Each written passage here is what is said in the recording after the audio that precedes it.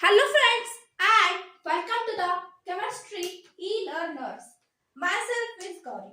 हम अभी क्या कर रहे हैं? हम अभी इलेक्ट्रोकेमिस्ट्री ये टॉपिक पढ़ रहे हैं। ये टॉपिक हमारे लिए बहुत ज्यादा इम्पोर्टेंट है। इससे बहुत सारे आपके क्वेश्चंस भी आ जाते हैं, या तो वो फिर सब्जेक्टिव पेपर हो या फिर आपका ऑब्जेक्टिव पेपर हो। ओके, तो चलो स्टार्ट करते हैं। कल क्या पढ़ा था हमने? कल अगर मैं आपको बताऊं तो मैंने सॉल्ट ब्रिज क्यों लेते हैं, क्यों लगाते हैं, वो सब कुछ पढ़ा था। सॉल्ट ब्रिज के फंक्शंस क्या है, सॉल्ट ब्रिज सर्किट को किस तरह से कंप्लीट करता है, वो कल हमने देखा था। और एक बात मैं आज उसको बताना चाहूंगी उस पर। कल हमने रिस्टोरिंग पोटेंशियल देखा था, राइट? हाँ ना बोलना पड़ेगा। कौन सा पोटेंशियल देखा था कल हमने? Restoring potential. देखो और एक बार उसे रिकलेक्ट कर लेते हैं सारा का सारा। इस तरह से मैंने कंटेनर बनाए थे। इस कंटेनर में मैंने क्या रखे थे? रॉड्स रखे थे। देखो रॉड्स, ये मेरा एक रॉड है, ये वाला एक रॉड है मेरे पास। ओके, ये किसका रॉड है जी? ये जिंक का रॉड है। एंड ये किसका रॉड है मेरे पास? ये कॉपर का रॉड है।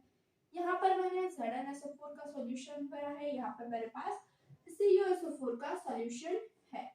Okay, ZnSO4 and the CuSO4 का सॉल्यूशन यहाँ पर मैंने रखा है। ओके, अब यहाँ से क्या होता है? Zn2 plus Zn2 plus Zn2 plus, यानी कि सारा का सारा पॉजिटिव चार्ज यहाँ पर आता है, यहाँ सारा का सारा नेगेटिव आता है, क्योंकि यहाँ क्या होता है? यहाँ इसका रिडक्शन होता है, यहाँ इसका क्या होता है? ऑक्सीडेशन हो जाता है, ऑक्सीडेशन हो जाता है। ओके, इतनी बातें क्लियर हो गई होगी आपको? यस। जब यहाँ पर मैं क्या करती हूँ, मुझे यहाँ पर सॉल्ट ब्रिज जोड़ देती हूँ। इसे किससे जोड़ देती हूँ? मैं इसे सॉल्ट ब्रिज के तौर पर मैं इसे जोड़ देती हूँ। ये क्या है? सॉल्ट ब्रिज है। ओके, ये मैंने सॉल्ट ब्रिज है, ये सॉल्ट ब्रिज है। क्या लिया है मैंने? KCl। यहाँ पर क्या है जी? पॉजिटिव चार्ज है, तो यहाँ Cl न्यूट्रलाइज करता है, यहाँ K प्लस इसे न्यूट्रलाइज कर देता है। ये हमने कल देखा था। अब जब यहाँ से ये तो सॉल्ट ब्रिज लगाया तब की बात है। बिफोर क्या होता था? ये सॉल्ट ब्रिज ना होने, जब हमने सॉल्ट ब्रिज नहीं लगाया है, तो देखो फिर से वही कहानी ड्रॉ की है मैंने। हम क्या करते थे? यहाँ से भी जो कुछ भी हमारा यहाँ पर भी तो पोटेंशियल क्रिएट होता था, इस पॉजिटिव चार्ज की वजह से और इस नेगेटिव की चार्ज की वजह से। हम इसे क्या कहते हैं? रीस्टोरिंग पोटेंशियल कहते हैं। क्या कहते हैं हम इसे? रीस्टोरिंग पोटेंशियल के नाम से जानते हैं। Instead of that restoring potential, आप यहाँ पर क्या कह सकते हो? इसे रिवर्स पोटेंशियल भी कह सकते हो। कौन सा पोटेंशियल? Reverse potential. ओके, कल ये बात बताना मैं भूल गई थी आपको, इसलिए आज बता रही हूँ। रिवर्स पोटेंशियल क्यों कहा है रिवर्स पोटेंशियल? क्योंकि ये नेगेटिव शो होता है। तो यहाँ का पोटेंशियल में कितना आया था कल हमारा? -1.1 इलेक्ट्रॉन वोल्ट, इतना हमारा ये कल का पोटेंशियल आया हुआ था। यस, राइट में। एंड जो कुछ भी इसे कनेक्ट करने के बाद यहाँ का पोटेंशियल आता है, वो पोटेंशियल क्या है मेरे पास? ये बल्ब है, that is a 1.1 electron volt है। क्या है जी? वो 1.1 इलेक्ट्रॉन वोल्ट है। ओके, अब मैं आपको और एक कांसेप्ट बता देती हूँ। यहाँ मैंने ये ड्रॉ किया ही है, तो वो क्या है जी? सेल पोटेंशियल क्या है? सेल पोटेंशियल क्या है? एंड आपके पास electromotive force, that is the EMF क्या है? क्या कहा मैंने इसे? Electromotive force. मोटिव फोर्स क्या है? इसके बारे में हमें पढ़ना है। अगर मैं बात करूं सेल पोटेंशियल, ये सेल पोटेंशियल क्या है? जो ये आपने इस इलेक्ट्रोड से इस इलेक्ट्रोड तक ये जो वायर ज्वाइन की है, यहाँ से जो बल्ब आपका ग्लो होता है, बल्ब क्या होता है आपका? यहाँ पर जो बल्ब आपका ग्लो होता है, वो किसकी वजह से होता है? इसी सेल पोटेंशियल की वजह से होता है। इसी सेल पोटेंशियल की वजह से होता है। ये मेरे पास डायग्राम थी, इसलिए मैंने बता दिया। कोई सब्जेक्टिव पेपर में पूछ ले तो किस तरह से लिखोगे आप? It is the cell potential. It is the difference between two electrodes in the galvanic cell. क्या कहोगे आप? It is the difference between two electrodes, that is cathode and the anode. Okay, इस तरह से आप इसे लिख लोगे। क्या लिखोगे आप? It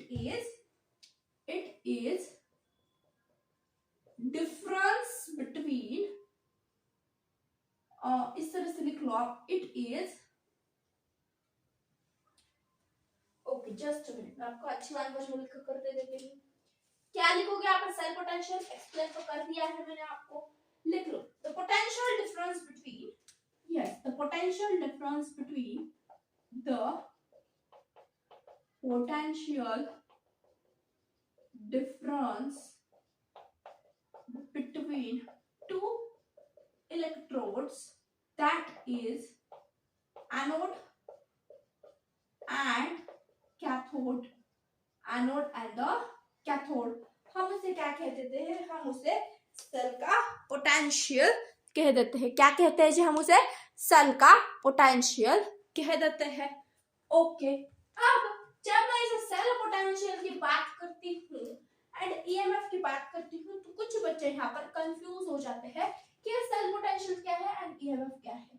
ये दोनों में तो बहुत ही थोड़ा सा फर्क है। वो डिफरेंस क्या है, वो फर्क क्या है, वो हमें यहाँ पर देखना है। लेकिन देख लो आप, सेल पोटेंशियल क्या कहा है मैंने? Difference between two electrodes, anode and the cathode कहा है। ओके, लेकिन यहाँ पर जो भी कुछ आपकी कंडीशन है वो क्या है आपको पता है? ये जो आपका सेल पोटेंशियल है, देख लो आप क्या होता है, इस तरह में इलेक्ट्रॉन फ्लो करते हैं, इस तरह इलेक्ट्रॉन फ्लो करते हैं। एंड हमने ये फिजिक्स में देखा है कि इस इलेक्ट्रॉन के अपोजिट क्या होता है? इस इलेक्ट्रॉन के अपोजिट करंट फ्लो होता है, राइट? क्या फ्लो होता है जी? करंट फ्लो होता है। अब अगर हमें कुछ डिफरेंस पूछे कि इसमें और इसमें क्या डिफरेंस है, तो हम कहेंगे कि सेल पोटेंशियल में करंट फ्लो होता है। सेल पोटेंशियल में क्या होता है? करंट फ्लो होता है। यहाँ पर क्या है? करंट इज फ्लोइंग, तो हम उसे क्या कह देते हैं? This is the cell potential. Electromotive force में क्या है हमारे पास? यहाँ पर नो करंट, यहाँ पर क्या है आपके पास? कोई भी करंट वगैरह नहीं होता है आपके पास, नो करंट। ओके, ये है इन दोनों का डिफरेंस। यहाँ पर भी हम इलेक्ट्रोड को ही लेते हैं, इलेक्ट्रोड को ही हम यहाँ पर कंसीडर करते हैं, लेकिन यहाँ पर हमें क्या करना होता है? एक में करंट होता है, एक में करंट नहीं होता है। ये यहाँ का क्या है? अच्छा खासा डिफरेंस का पॉइंट है। इतनी बातें क्लियर हो गई होगी आपको अब? यस, कुछ कल की बातें कर ली, कुछ आज के नए कंसेप्ट सीख लिए। ओके, ये हुआ आपका सेल पोटेंशियल एंड ईएमएफ। अब ईएमएफ की कहानी आपके पास बहुत ज्यादा लंबी है, इसमें कुछ आपको फॉर्मूलाज पढ़ने हैं, but before going to that formula हम अभी कुछ बेसिक सा टर्म्स पढ़ेंगे जो कि हमें यहाँ पर यूजफुल है। अगर मैं आपको कहूँ ईएमएफ के लिए आपको क्या चाहिए, देख लो, सबसे पहले आपको इलेक्ट्रोड पोटेंशियल क्या है वो बात पता होनी चाहिए। इसीलिए हम क्या पढ़ेंगे? आप इलेक्ट्रोड पोटेंशियल क्या है आपके पास, इलेक्ट्रोड पोटेंशियल क्या है वो हमें देखना है। इतना आप सबने लिख लिया होगा, इस तरह से मैं मानकर चलती हूँ अब आगे की तरफ। ओके जी, आई होप आप सभी ने आपका चैनल को सब्सक्राइब कर दिया होगा, अपने दोस्तों के साथ भी शेयर कर दिया होगा, क्योंकि सबको बता दो भाई कि यहाँ पर कोई ना कोई है जो आपको पढ़ा रहा है बहुत अच्छे से, एंड बेस्ट से बेस्ट कंटेंट आपको यहाँ पर मिल रहा है। आपको पूरी अगर एग्जैक्ट आप पढ़ोगे तो आपका टॉपिक पूरे 1 घंटे में पूरा का पूरा रिवाइज होता चला जाता है। चलो,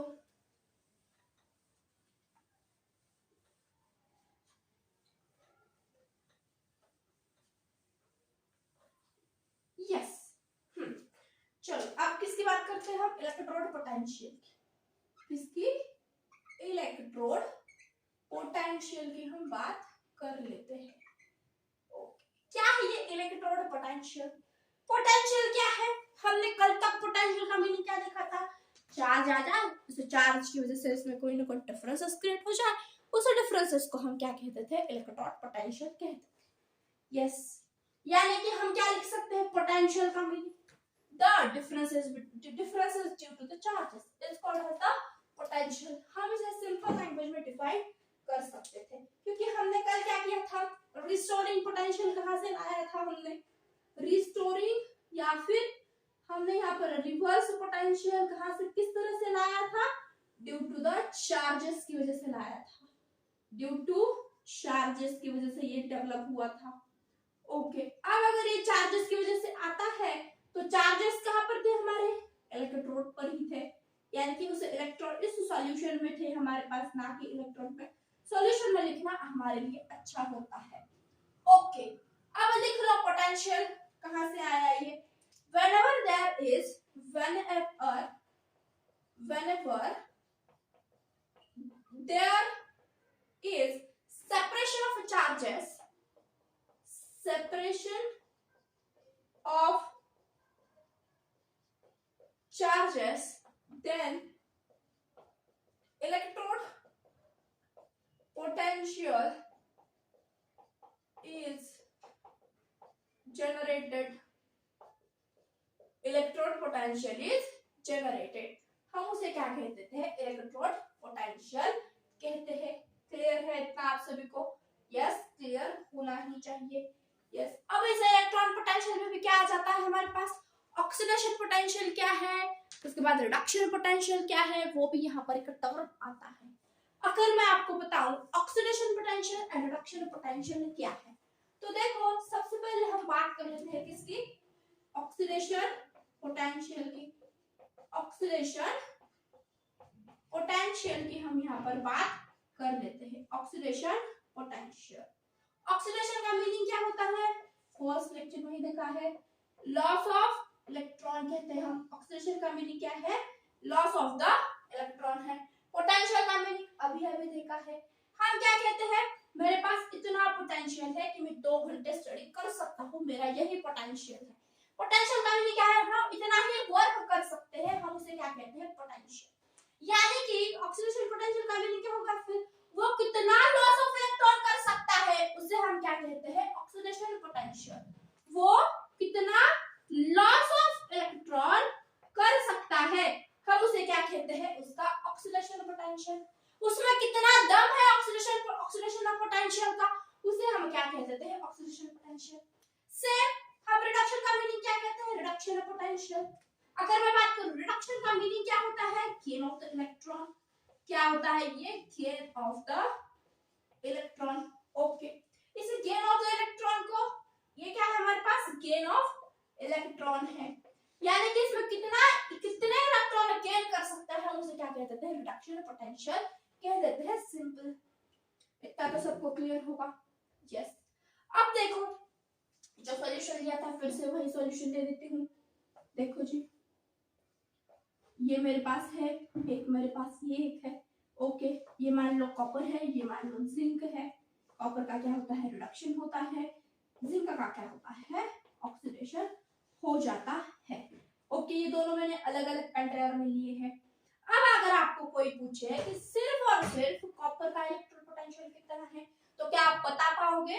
आप कभी भी ये गलती मत करना, क्योंकि जो कुछ भी हम इलेक्ट्रॉन पोटेंशियल लेते हैं वो हम रेफरेंस में लेते हैं। किस में लेते हैं? रेफरेंस में लेते हैं। तो इलेक्ट्रॉन पोटेंशियल जो है वो कभी भी हमारे पास सिंगल इलेक्ट्रॉन का नहीं दिखाया जाता है। not considered as single electrode। हम सिर्फ और सिर्फ सिंगल इलेक्ट्रोड से इसका काम हम नहीं चला सकते। फिर हमें यहाँ पर क्या किया? हमने कुछ ना कुछ तो स्टैंडर्ड माना है। क्या माना है? स्टैंडर्ड माना है। कुछ ना कुछ हमारे पास उसका रेफरेंस है। हम क्या कहते हैं उसे? Standard electrode potential. क्या कहते हैं हम उसे? स्टैंडर्ड इलेक्ट्रोड पोटेंशियल कहते हैं हम उसे। क्या कहते हैं? स्टैंडर्ड इलेक्ट्रोड पोटेंशियल के नाम से हम उसे जान लेते हैं। अब ये स्टैंडर्ड इलेक्ट्रोड पोटेंशियल क्या है? ये स्टैंडर्ड इलेक्ट्रोड पोटेंशियल का मीनिंग है ई नॉट से हम उसे क्या करते हैं? डिनोट कर देते हैं। ई नॉट से क्या करते हैं? हम उसे डिनोट करते हैं। ओके, इतनी बातें क्लियर है? खाना बोलना पड़ेगा। अब इस स्टैंडर्ड के लिए क्या क्या कंडीशन है? स्टैंडर्ड का मीनिंग क्या है? वो हम यहाँ पर रहे या फॉरेन में रहे, वो सब कुछ सेम होना चाहिए, सिमिलर होना चाहिए। हम उसे क्या कहते हैं? वो स्टैंडर्ड है। वो क्या है हमारे पास? स्टैंडर्ड है। ओके, इस स्टैंडर्ड इलेक्ट्रोड पोटेंशियल के पास हमारे पास क्या है? जो कुछ भी हमारा प्रेशर है, जो कुछ भी क्या है हमारे यहाँ पर प्रेशर है, वो कितना होना चाहिए? Pressure should be 1 bar. Okay, pressure के बाद क्या आता है इसमें? टेम्परेचर। टेम्परेचर भी तो सब तरफ सेम होना चाहिए, हम उसे मान लेते हैं 25 डिग्री सेल्सियस या फिर 298 केल्विन। Okay, pressure, temperature. उसके बाद क्या आता है? आपने जो कुछ भी इस इलेक्ट्रोड की जो स्पीसीज है उसका कंसंट्रेशन कितना दिया है? कंसंट्रेशन ऑफ इलेक्ट्रोड, इलेक्ट्रोड का आपके पास कितना कंसंट्रेशन है? दैट इज द 1 मोलर या फिर आप उसे यूनिटी कह सकते हो। ये आपके पास कुछ टर्म्स है स्टैंडर्ड इलेक्ट्रोड पोटेंशियल्स के। इतनी बातें आपको क्लियर होनी ही चाहिए। यस, इतना क्लियर है। अब इस स्टैंडर्ड इलेक्ट्रोड पोटेंशियल के भी हमारे पास दो टाइप्स है। कितने टाइप्स है इसके भी? दो टाइप्स है, ऑक्सीडेशन रिडक्शन एंड द क्या कहते हैं हम? Standard reduction potential and standard oxidation potential. क्या क्या? स्टैंडर्ड, देखो standard reduction potential, standard oxidation potential, SOP and the SRP, SOP and the SRP। Yes, clear है इतनी बातें आप सभी को? यस, ये हो गया। अब देखते हैं स्टैंडर्ड रिडक्शन पोटेंशियल क्या है एंड स्टैंडर्ड ऑक्सीडेशन पोटेंशियल क्या है। कुछ नहीं है, सिंपल सिंपल सी बातें हैं। रिडक्शन है यानी कि वो रिड्यूस होगा। किस तरह से रिड्यूस होगा? Copper 2 plus is get converted into copper, and यहां पर ऑक्सीडेशन है यानी कि zinc is get converted into Zn2 plus plus 2 electron, यहां पर क्या होगा? 2 इलेक्ट्रॉन ऐड हो जाएंगे। यस, ये आपके पास ये हो जाता है। इतनी ही बात है। ओके, अब एक क्वेश्चन आता है, देख लो। एक क्वेश्चन बहुत बार आपको एग्जामिनर पूछ लेता है। आपको तो क्वेश्चन नहीं कराऊंगी, क्वेश्चन हम प्रॉब्लम धमाका सीरीज में इस बार कर लेंगे क्योंकि हमारा किसका टॉपिक है? हमारा फिजिकल का टॉपिक है। आई होप आपने ये सब कुछ लिख लिया था।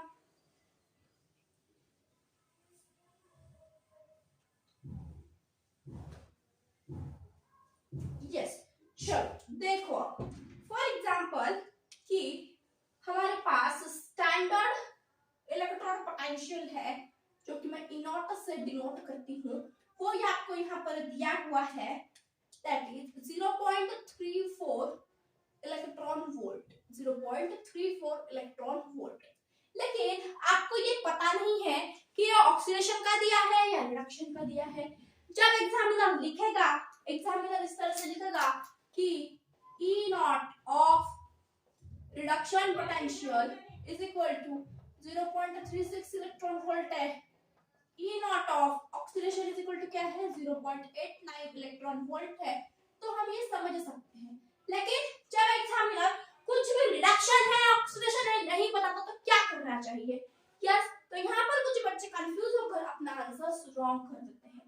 जब भी कभी आपको standard electron potential as IUPAC convention, as IUPAC convention, देखो IUPAC ने क्या कन्वेंशन दिया है?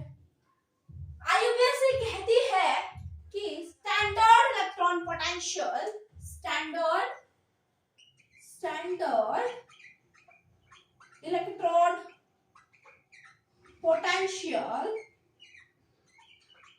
is equal to standard electron potential is equal to किसके? स्टैंडर्ड रिडक्शन पोटेंशियल के बराबर ही होता है। स्टैंडर्ड इलेक्ट्रॉन पोटेंशियल के ही बराबर हो जाता है। क्या है? Standard electron potential is equal to standard reduction potential. ये हम कह देते हैं, ये हम यहाँ पर कह देते हैं। यानी कि किसकी दी हुई है आपको? ये आपका SRP गिवन होता है, स्टैंडर्ड रिडक्शन पोटेंशियल, ये आपका गिवन है यहाँ पर।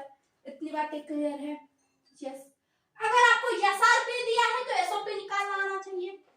SRP अगर आपको गिवन है 0.89 तो आपको यहाँ से SOP निकालना चाहिए, यानी कि स्टैंडर्ड ऑक्सीडेशन पोटेंशियल निकालना चाहिए। इसमें भी इक्वेशन है, आप याद रख सकते हो। SRP is equal to minus of SOP, SRP is equal to minus of SOP। देख लो ये 0.89 इलेक्ट्रॉन वोल्ट का SOP क्या निकालोगे? देखो ये क्या है आपका? 0.89 इलेक्ट्रॉन वोल्ट है, सिर्फ माइनस लगाना है। This becomes 0.89 electron volt. ये क्या आ जाता है? माइनस ऑफ 0.89 इलेक्ट्रॉन वोल्ट ये आपके पास आ जाता है। क्लियर हो गया इतना? यस, क्लियर होना ही चाहिए आपको ये। यस, ये आपका हो गया यहाँ पर आज का टॉपिक।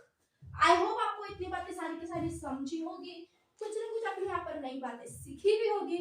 यस, अगर हाँ सीखी है तो लाइक कर मुझे बता देना, कमेंट भी कर बता सकते हो, एंड इसे शेयर भी कर आप मुझे बता सकते हो। सब्सक्राइब करेंगे तो मुझे बहुत अच्छे से पता चल जाएगा। Thanks for watching and thanks for coming. अच्छे से पढ़ाई करते रहो अपनी, एंड एग्जाम्स आ रहे हैं आपके भी, तो चलो ऑल द बेस्ट, पढ़ाई करते रहो। यस, बाय बाय, हम मिलते हैं फिर नेक्स्ट सेशन में। Thank you.